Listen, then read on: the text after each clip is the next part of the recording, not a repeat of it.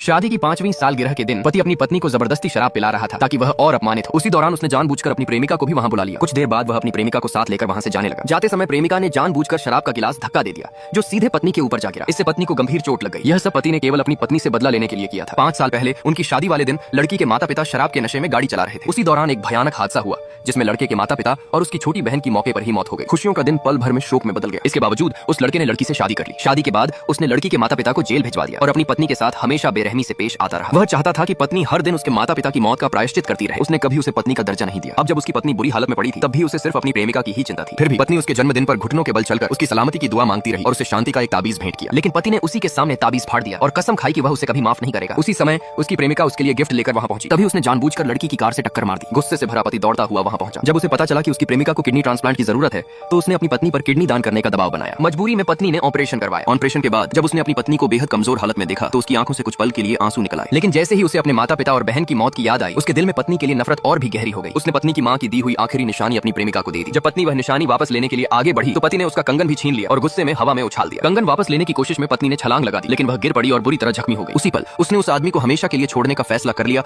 और वहां से चली गई। यह देखकर पति पछतावे से भर गया और फूट फूट कर रोने लगा।